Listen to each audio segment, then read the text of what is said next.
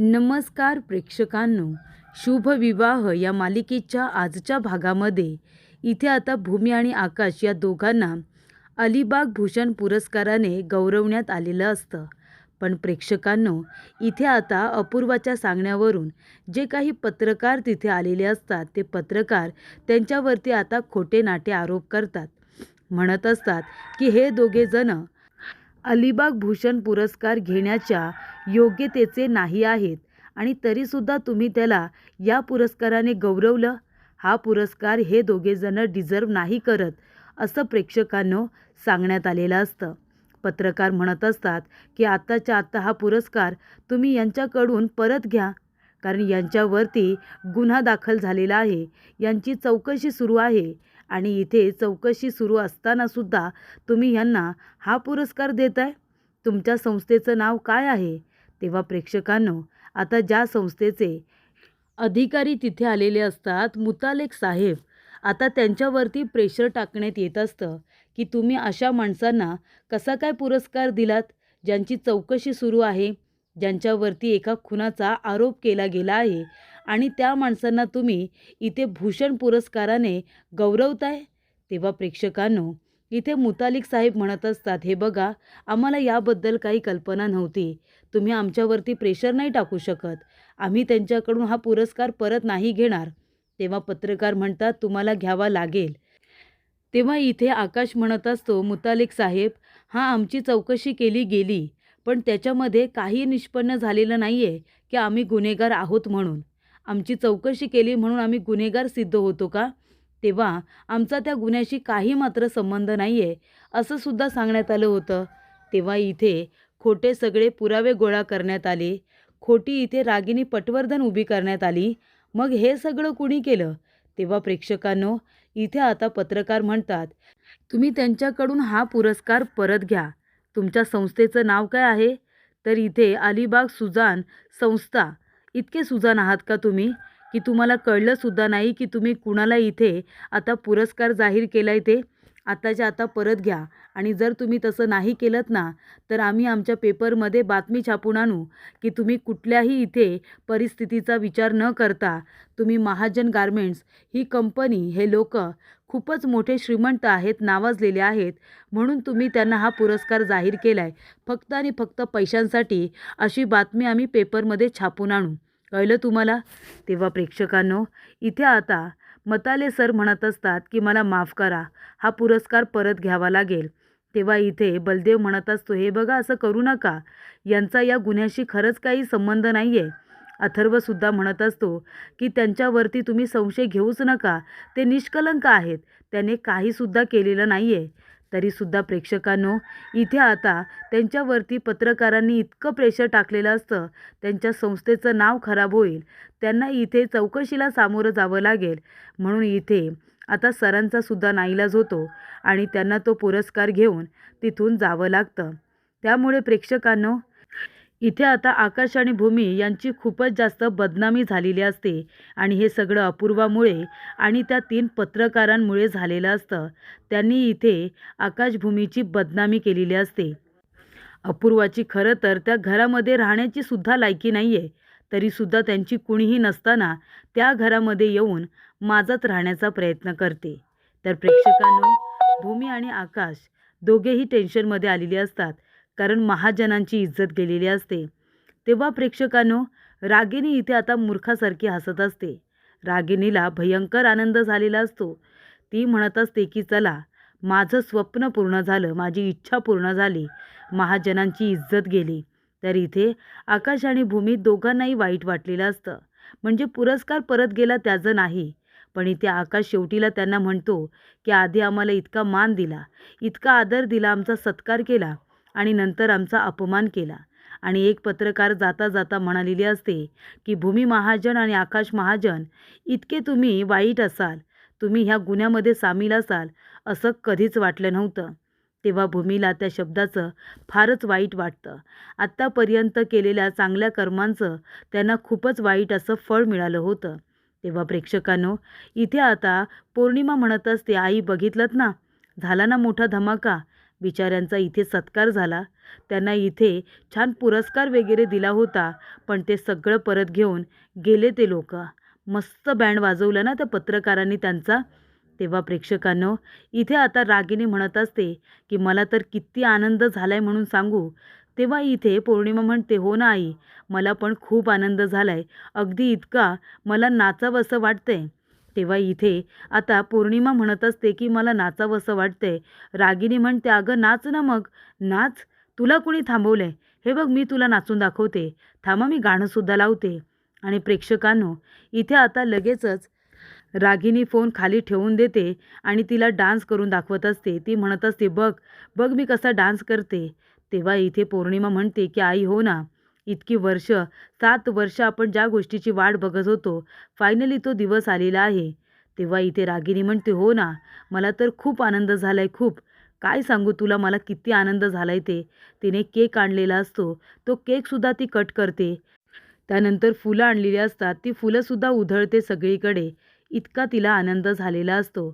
आणि इथे प्रेक्षकांनो, आकाश आणि भूमी अलिबाग भूषण पुरस्कार 2025 हे आता नाव बघत असतात. पण शेवटीला प्रेक्षकांनो, जरी पण इथे त्यांच्या हातातला पुरस्कार गेला असेल, तरीसुद्धा नशिबातली पाटी मात्र तिथेच राहिलेली असते. त्या पाटीवरती त्यांना जो काही पुरस्कार जाहीर झालेला असतो, ते नाव मात्र तिथेच असतं. ते कुणीही काढलेलं नसतं.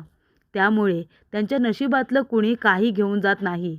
तेव्हा प्रेक्षकांनो, त्यांची झालेली बदनामी, त्यांचा झालेला इन्सल्ट इथे आता त्यांना आठवत असतो आणि दोघेही ते आठवून दुःखी झालेले असतात. तेव्हा प्रेक्षकांनो, इथे आता सगळेजण टेन्शनमध्ये असताना अथर्व मात्र कमी बोलतो. पण जेव्हा बोलतो तेव्हा अगदी बरोबर बोलतो. म्हणजे आताही बघा ना, इथे आता अथर्व म्हणतो की मला हे अजिबात पटलेलं नाही आहे आकाश. मी म्हणालो होतो ना तुला, आपण वकील करूया आणि ह्या गोष्टीचा पाठपुरावा घेऊया. तू काय म्हणालास? वकील वगैरे करायची गरज नाही आहे, कारण का घरातली गोष्ट आहे, घरामध्ये राहू दे. पण बघितलंस ना आता, तुझी किती बदनामी झाली तू बघितलंस? आपल्या महाजनांची बदनामी झाली आणि हे मला अजिबात आवडलेलं नाही आहे. आणि मला माहिती आहे हे सगळं कुणी केलं आहे ना, ते सुद्धा मला माहिती आहे. हे सगळं त्या पत्रकारांमुळे झाले. पण पत्रकारांना ही बातमी कुणी दिली? घरामध्ये चौकशी केली आहे, ही बातमी बाहेर गेलीच कशी? हे कुणी केले हे मला अगदी बिनचोक माहिती आहे. आपल्या अपूर्वा मॅडमने केले. तेव्हा बलदेव म्हणतो, तू काय आता अपूर्वावरती आरोप करणार आहेस का?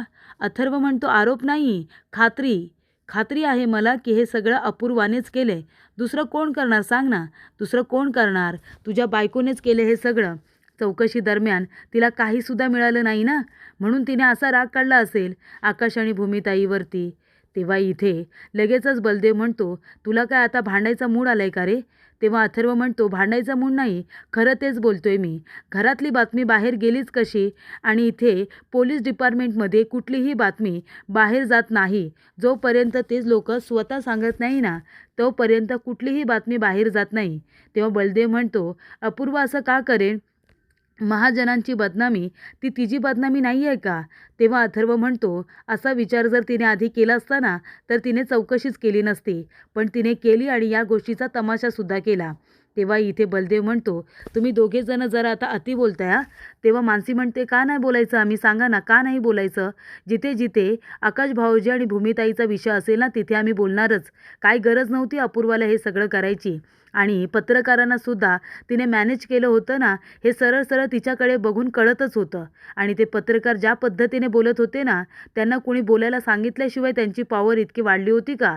नाहीतर त्यांच्याकडे कुठला पुरावा वगैरे नसताना त्यांना इथे बिनबुडाचे आरोप करायची गरजच काय होती? अर्धवट माहिती ऐकून त्याच्यावरती पुरस्कार परत घेण्याइतकी मजल गेली तरी असती का त्यांची? तेव्हा इथे बलदेव म्हणत असतो, तुम्ही उगाच अपूर्वाला ह्याच्यामध्ये घेऊ नका. अथर्व म्हणतो, घेणार, कारण तिनेच हे सगळं केले. अरे ती कोण आहे? ती ACP आहे ना? काही एथिक्स वगैरे आहेत की नाही तिचे? अपूर्वाला इथे एथिक्स पाळता आलेले नाही आहेत. तिने मुद्दामून ही बातमी बाहेर दिली राग काढण्यासाठी, बाकी काही नाही. तेव्हा प्रेक्षकांनो, भूमीला सगळं मान्य असतं. भूमी म्हणत असते की मनू आणि अथर्व दोघेही बरोबर बोलतायत. अपूर्वाने हे सगळं मुद्दामून केले. तिला आमचा राग आला होता ना, म्हणून तिने हे सगळं केले. ती इतक्या खालच्या पातळीला जाऊ शकते या गोष्टीचा मी कधी विचारही केला नव्हता, असं आता भूमी म्हणत असते. त्यानंतर प्रेक्षकांनो, इथे आता अपूर्वाने तिच्या वडिलांचा आणि भावाचा फोटो लावून ठेवलेला असतो.